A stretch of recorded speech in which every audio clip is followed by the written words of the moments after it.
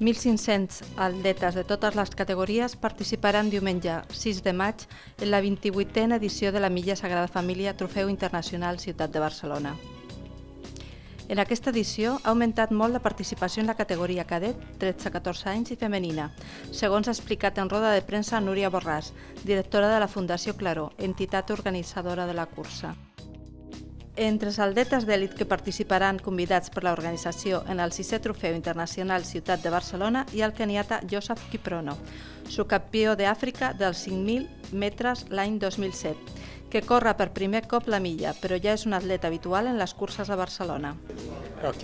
He participat en la Jamboen, on vaig guanyar en 3 ocasions i l'any passat vaig quedar segon. També he participat diverses vegades en la cursa de bombers i en el míting de Barcelona, on vaig quedar quart. Per a mi, la milla, que és una cursa de 1.600 metres, és un repte perquè jo sóc fondista. M'ajuda a veure si estic en forma per enfrontar la meva especialitat. La milla destaca per la presència de molts joves valors catalans, com l'Oriol Bonet, l'Àlex Rodríguez o Mari Carmen González, campiona de Catalunya de 800 metres de l'any 2008 a 2011. He participat, si no m'equivoco, és la quarta vegada que hi soc. L'any passat no vaig poder perquè vaig anar al Campionat d'Espanya universitaris. Aquest any he preferit venir perquè em fa molta il·lusió, aquesta milla és especial, és a casa i això de córrer al voltant del temple de la Sagrada Família doncs és molt divertit i és peculiar. La milla any rere any va agafant nivell, va agafant presència.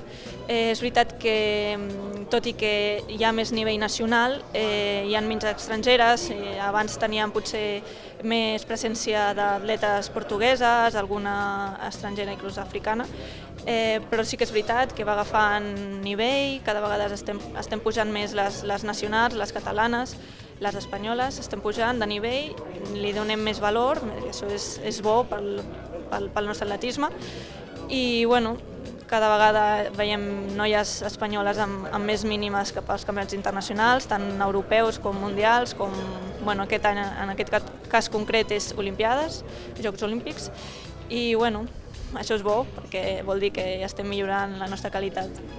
Sí. Hi ha presència d'atletes amb mínimes pels Jocs Olímpics, no vol dir que vagin a anar perquè algunes han de demostrar que estan en bona forma. Una de les clares que segurament aniran si no passa res, això de l'atletisme mai se sap, però Isabel Macías és una de les que segurament aniran als Jocs Olímpics, una de les candidates, està en bona forma i serà una de les rivals fortes en aquesta milla.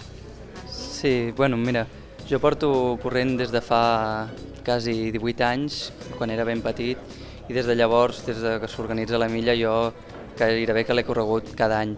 I des de fa 3 anys em van començar a convidar a la milla internacional i he tingut l'honor de poder córrer-la durant 3 anys seguits. I ara aquest serà el quart, perdona. Doncs bé, la milla no té gaire referència en quant a marques, però en quant a posició sí, això sempre està bé i des de fa 3 anys vaig cada cop anant més endavant i aviam si aquest any pot ser l'any que quedi força davant i que em faci un lloc entre els atletes internacionals d'aquest país. És la tercera vegada que competiria a la milla internacional. Sempre hi ha molt de nivell i les carreres són molt interessants de veure i són bastant espectaculars al voltant de la Sagrada Família.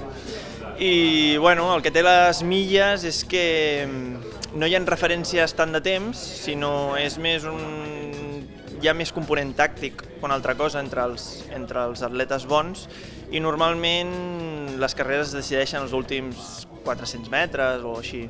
A més, a nosaltres ens coincideix el circuit que hi ha una pujadeta abans d'uns 300 metres de meta, el que fa una cursa interessant i que les tàctiques hagin d'estar ben pensades abans de córrer.